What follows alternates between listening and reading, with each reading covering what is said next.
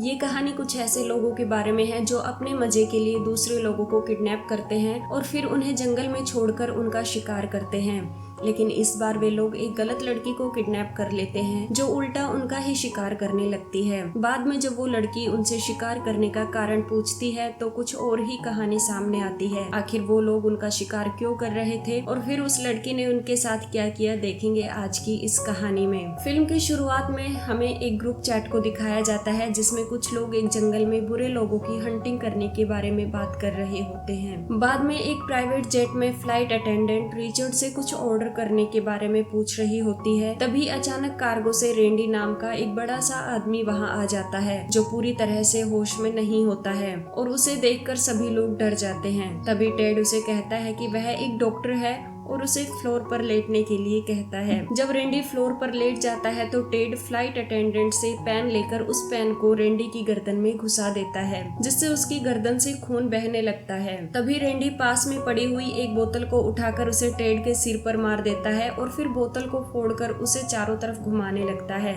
लेकिन तभी अथीना वहां आती है और एक सैंडल की हील को रेंडी की आंख में घुसा देती है जिससे रेंडी जमीन पर गिर जाता है और अथीना वहां से वापस चली जाती है। इस पूरी घटना में हमें अथीना का चेहरा नहीं दिखाया जाता है। इसके बाद टेड रेंडी को खींचकर वापस कार्गो में ले जाकर पटक देता है जहां पर पहले से कुछ और बेहोश लोग भी पड़े हुए होते हैं। फिर हमें कुछ लोगों को एक जंगल के बीच में दिखाया जाता है जिनके मुंह पर एक पट्टा बंधा होता है और वे अभी अभी होश में आए होते हैं। वहीं उनके बीच में ग्राउंड में एक लकड़ी का बॉक्स रखा होता है। उनमें से एक आदमी जाकर उस बॉक्स को खोलता है तो उस बॉक्स के अंदर से कपड़े पहने हुए एक सूअर का बच्चा बाहर आता है। इसके बाद वह आदमी उस बॉक्स के अंदर से एक रैक को बाहर निकालता है जिसमें बहुत सारे हथियार लगे होते हैं जिसे देखकर वहां मौजूद सभी लोग बॉक्स की ओर जाने लगते हैं। तभी वहां पर एक लड़की को एक चाबी मिलती है जिससे वे सभी लोग आपस में एक दूसरे के पट्टों को खोल देते हैं और फिर अपने लिए एक एक हथियार ले लेते हैं। वहां पर टोटल 11 लोग होते हैं और उनकी आपस में कोई जान पहचान नहीं होती है। तभी अचानक एक बंकर से उनके ऊपर गोलियां चलने लगती है जिससे एक लड़की तुरंत ही मर जाती है। उनमें से एक आदमी गोली चलाता हुआ बंकर की तरफ दौड़ता है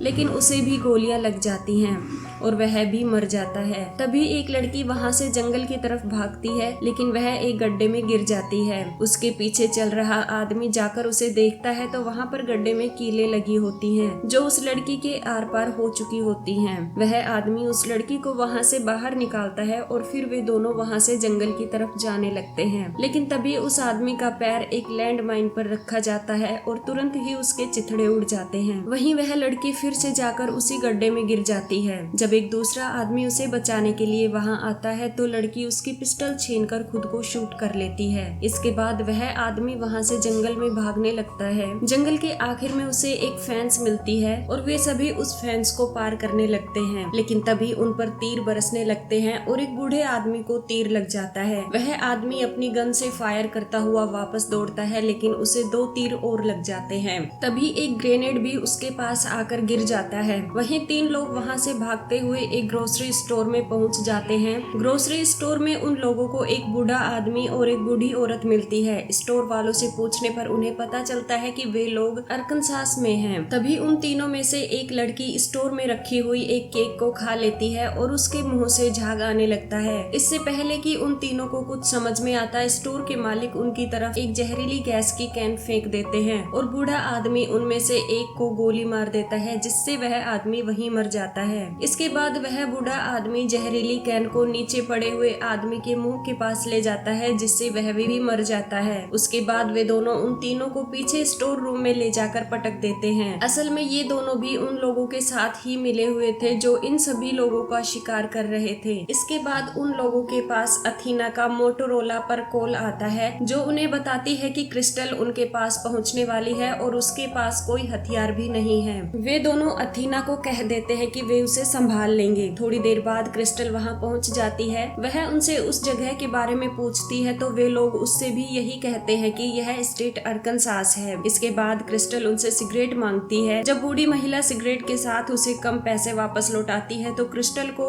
उन पर शक हो जाता है क्योंकि अरकानसास में सिगरेट सस्ती होती है। क्रिस्टल तुरंत ही उन दोनों पर अटैक कर देती है और उनके दराज में रखे शॉटगन से पहले बूढ़े आदमी को और फिर बाद में उस महिला को गोली मार देती है। इसके बाद वह पीछे स्टोर रूम में देखती है तो उसे पूरा विश्वास हो जाता है कि ये लोग शिकार करने वालों में से ही थे। क्रिस्टल वहाँ से कुछ कारतूस उठाती है और बाहर चली जाती है। वहाँ उसे एक गाड़ी खड़ी हुई दिखाई देती है। जब वह उसकी असली नंबर प्लेट को देखती है तो उसे पता चलता है कि वह क्रोएशिया में है। वह गाड़ी का दरवाजा खोलने वाली होती है, लेकिन तभी उसे पता चलता है कि गाड़ी में डायनामाइट लगा हुआ है। फिर वह वहीं पास में एक झाड़ी के पीछे छुप जाती है। शिकार करने वाले लोग आपस में मोटोरोला पर बातें कर रहे होते हैं। क्रिस्टल भी उनकी बातों को सुन रही होती है क्योंकि उसने भी स्टोर से उनका मोटोरोला उठा लिया था। अथीना मोटोरोला पर कॉल देकर कहती है कि ग्रोसरी स्टोर से कोई जवाब वापस नहीं आ रहा है। वे लोग एक ड्रोन को ग्रोसरी स्टोर के पास निगरानी करने के लिए भेजते हैं, लेकिन तभी कोई उस ड्रोन को गोली मार देता है। यह देखकर अथीना सभी से मोटोरोला बंद करने के लिए कह देती है। थोड़ी देर बाद गैरी एक गन लेकर वहां आ जाता है। असल में उसने ही उस ड्रोन को गोली मारी थी।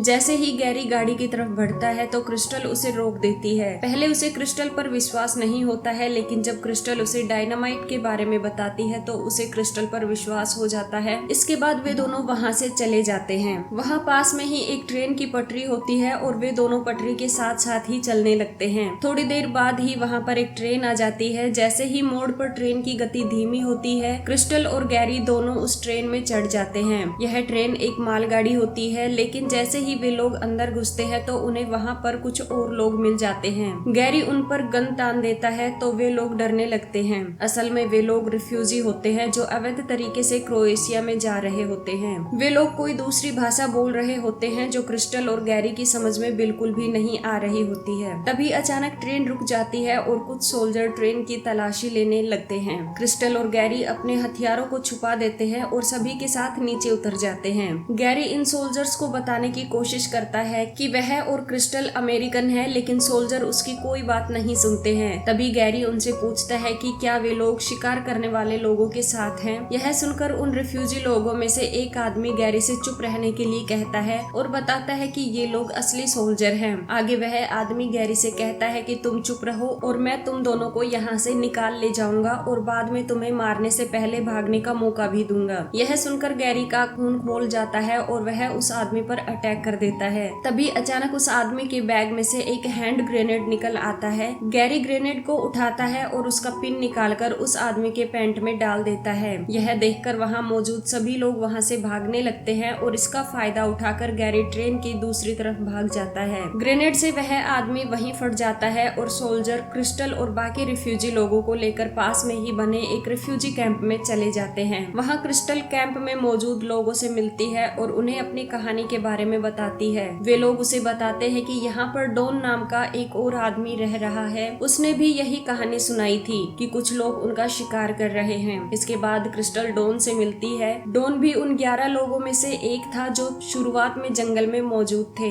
डॉन उसे बताता है कि उसकी एम्बेसी में बात हो गई है और जल्दी ही एक आदमी उन्हें यहाँ से लेने के लिए आने वाला है। डॉन क्रिस्टल से यह भी पूछता है कि क्या उसे इस बारे में कुछ पता है कि वे लोग उनका ही शिकार क्यों कर रहे हैं, लेकिन क्रिस्टल इसका कोई भी जवाब नहीं देती है। इसके बाद वहाँ पर एम्बेसी से एक आदमी आता है और उन दोनों को अपने साथ गाड़ी में लेकर वहाँ से चला जाता है। रास्ते में एम्बेसी का आदमी उनसे बहुत सारे सवाल पूछता है, जैसे क्या उन्हें पता है कि वे लोग उनका ही शिकार क्यों कर रहे हैं। डॉन इस पर कहता है कि हमें इस बारे में कुछ भी नहीं पता है। लेकिन तभी क्रिस्टल उस आदमी पर अटैक कर देती है और उसे गाड़ी से नीचे गिरा देती है। इसके बाद वह गाड़ी को रिवर्स में लेकर आती है और उस आदमी के ऊपर गाड़ी चढ़ाकर उसे मार देती है। डॉन पीछे से चिल्ला रहा होता है कि उसने ऐसा क्यों किया, वह तो हमारी मदद कर रहा था। क्रिस्टल गाड़ी से नीचे उतरती है और उस आदमी की गन को ले लेती है। इसके बाद जब वह गाड़ी की डिग्गी खोलती है तो उन्हें गाड़ी की डिग्गी में गैरी की बॉडी मिलती है और वहीं पास में ही एक बॉक्स में रिश्वत के कुछ पैसे भी मिलते हैं। डिग्गी में उन्हें एक मैप भी मिलता है जिसमें शिकार करने वाले लोगों का पता मार्क किया होता है।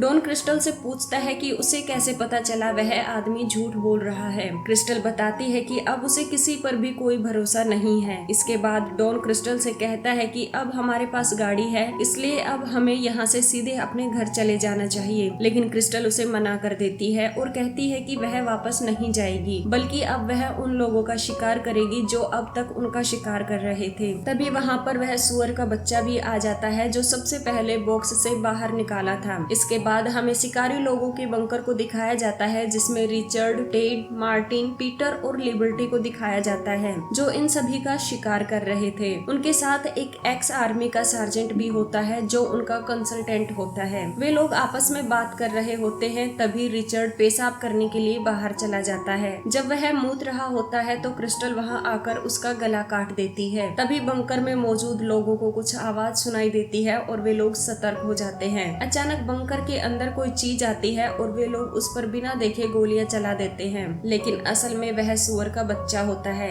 जिसे उन लोगों ने मार दिया होता है। लिबर्टी उसे देखकर अफसोस कर रही होती है, तभी क्रिस्टल वहां आती है और मार्टिन के सिर को उड़ा देती है। इसके बाद वह उन सभी पर गोलियां चलाने लगती है। पीटर वहां से निकलकर भागने लगता है। क्रिस्टल उसके पैर में भी एक गोली मार देती है। क्रिस्टल उन सभी को घायल कर देती है, लेकिन तभी अचानक उसकी गोलियां खत्म हो जाती हैं। लिबर्टी क्रिस्टल पर तीर चलाती है, लेकिन उसका तीर चूक जाता है और क्रिस्टल उसी तीर को उठाकर लिबर्टी के अंदर ही घुसा देती है। इसके बाद क्रिस्टल बंदूक उठाकर टेड को भी गोली मार देती है। फिर वह बाहर भाग रहे पीटर का निशाना लगाती है और उसे भी मार देती है। तभी सार्जेंट उस पर अटैक कर देता है, लेकिन क्रिस्टल के हाथ एक लोहे का पाइप लग जाता है जिससे वह सार्जेंट को भी अधमरा कर देती है। इसी बीच डॉन भी वहां आ जाता है। क्रिस्टल वहां पड़ी एक पिस्टल उठाती है और लिबर्टी को जान से मार देती है। तभी अचानक मोटरोला पर अथीना का कॉल आता है और वह डॉन से कहती है कि क्या उसने क्रिस्टल को मार दिया है या नहीं। यह सुनते ही क्रिस्टल डॉन पर गन तान देती है। वहीं डॉन भी क्रिस्टल पर गन तान देता है और कहता है कि अथीना झूठ बोल रही है, वह उन लोगों के साथ मिला हुआ नहीं है। लेकिन क्रिस्टल उसका विश्वास नहीं करती है और उसे गोली मार देती है। अब क्रिस्टल सार्जेंट के पास जाती है और उससे अथीना के एड्रेस के बारे में पूछती है। सार्जेंट उससे पूछता है कि क्या वह पहले मिलिट्री में थी।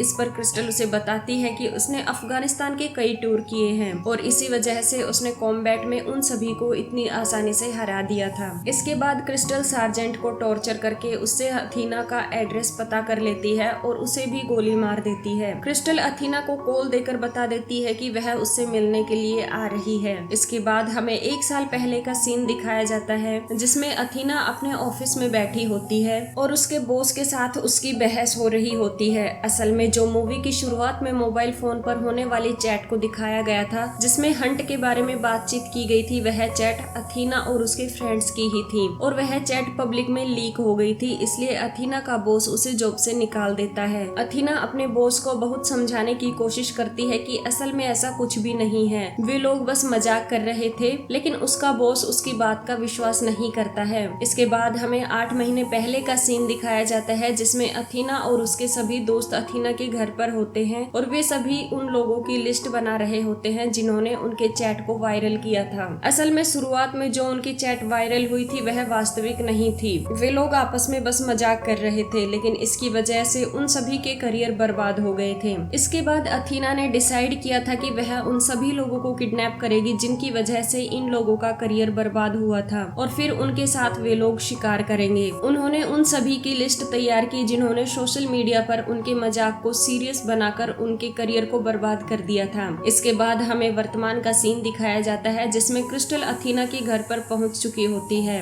अथीना उसका पहले से ही इंतजार कर रही होती है, इसलिए वह उसके लिए गेट खोल देती है। जब क्रिस्टल उसके पास पहुंचती है तो अथीना उससे पूछती है कि क्या वह मुझे जानती है। इस पर क्रिस्टल मना कर देती है कि वह उसे नहीं जानती है। अथीना उसे अपनी कहानी के बारे में बताती है और कहती है कि तुम्हारी वजह से ही मेरी और मेरे दोस्तों की पूरी जिंदगी बर्बाद हो गई थी। इस पर क्रिस्टल कहती है कि तुम जिस क्रिस्टल की बात कर रही हो वह दूसरी क्रिस्टल है और मैं उसे जानती भी हूँ। वैसे भी कई बार उस क्रिस्टल के पोस्ट कार्ड भी मेरे पास आ जाते हैं, लेकिन अथीना क्रिस्टल की बात का विश्वास नहीं करती है और फिर उन दोनों में लड़ाई होने लगती है। काफी देर तक लड़ने के बाद जब वे दोनों थक जाती है तो अथीना के हाथ एक ब्लेड लग जाती है और वह उस ब्लेड को क्रिस्टल के अंदर घुसा देती है, लेकिन क्रिस्टल भी अथीना को पकड़कर उस ब्लेड को अथीना के अंदर घुसा देती है और फिर वे दोनों जमीन पर नीचे गिर जाती हैं। नीचे गिरने के बाद अथीना फिर से क्रिस्टल से पूछती है कि क्या वह असल में वही क्रिस्टल है जिसे वह किडनैप करना चाहती थी।